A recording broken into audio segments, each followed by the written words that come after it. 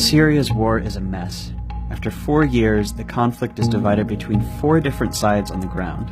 Each side has different foreign backers, and those foreign backers don't even agree with one another about who they're fighting for or who they're fighting against. To understand all this, the crisscrossing interventions, the moving battle lines, it helps to go back to the beginning of the war and watch how it unfolded. The first shots in Syria's war are fired in March of 2011 by Syrian dictator Bashar al-Assad and his peaceful Arab Spring demonstrators. In July, some of the protesters start shooting back, and some Syrian troops even defect from Assad's army to join them. They call themselves the Free Syrian Army, and the uprising becomes a civil war. Extremists from Syria and from around the region start traveling to join the rebels. Assad actually encourages this by releasing jihadist prisoners to tinge the rebellion with extremism, make it harder for foreigners to back them. In January of 2012, Al-Qaeda forms its new branch in Syria called Jabhat al-Nusra. Also around then, Syrian Kurdish groups, who've long sought autonomy, take up arms and de facto secede from Assad's rule in the north. That summer is when Syria becomes a proxy war. Iran, which is Assad's most important ally, intervenes on his behalf. By the end of 2012, Iran is sending daily cargo flights and has hundreds of officers on the ground. At the same time, the oil-rich Arab states on the Persian Gulf begin sending money and weapons to the rebels, mainly to counter Iran's influence and mainly through Turkey. Iran steps up its influence in turn in mid-2012 when Hezbollah, which is a Lebanese Shia group backed by Iran, invades to fight alongside Assad. The Gulf states respond by sending even more money and weapons to rebels, Saudi Arabia really leading the effort at this point, and this time going a lot through Jordan, who also opposes Assad. And by 2013, the Middle East is divided between generally Sunni powers on one side supporting the rebels and Shias on the other side supporting Assad. That April, the Obama administration, horrified by Assad's atrocities, signs a secret order authorizing the CIA to train and equip Syrian rebels. But the program stalls out at first.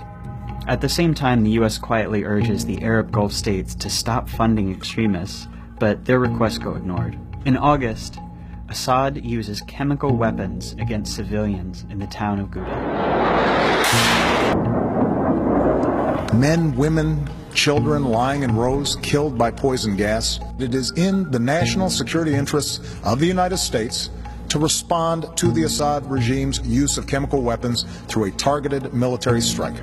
Russia proposed on Monday that Syria surrender control over its chemical weapons to the international community for its eventual dismantling to avoid a U.S. military strike. The U.S. ends up backing down, but the whole thing establishes Syria as a great powers dispute, with America against Assad and Russia backing him. Just weeks later, the first American training in arms through that CIA program finally reached Syrian rebels. The U.S. is now a participant in the Syrian war. In February of 2014, something happens that transforms the war.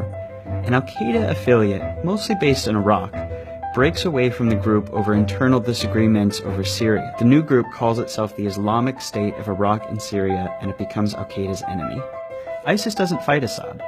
Instead, it fights the other rebels and it fights the Kurds, carving out a mini-state in Syria that it calls its caliphate. And that summer, it marches across Iraq, seizing territory and galvanizing the world against it. Then, in September, almost exactly 1 year after it almost bombed Assad in Syria, We're moving ahead with our campaign of airstrikes against these terrorists, and we're prepared to take action against ISIL in Syria as well. that summer, the Pentagon launches its own program to train Syrian rebels. But unlike the CIA program, this one will only train rebels who fight just ISIS, not Assad. And the program fizzles out, showing that America now opposes ISIS more than Assad, but also that there's really no like-minded force on the ground in Syria.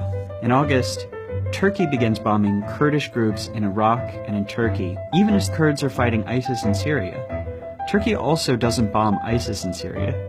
All of this deepens tension with the US over this question of whether they need to treat Assad or ISIS the primary enemy, and creates a lot of confusion among the Kurds about where the US stands. Now, Assad has been losing ground all this time, to ISIS, to the rebels, and in September of 2015, Russia intervenes in his behalf. Russia says it's there to bomb ISIS, but in fact it just bombs the anti-Assad rebels, including some rebels who are backed by the US. So as it stands now, There are lots of different groups and outside countries involved in Syria's war, and even among allies there are big disagreements about who their enemies are, who to support, and how to do it. And those contradictions are a big part of why, for this war, there is just no end in sight.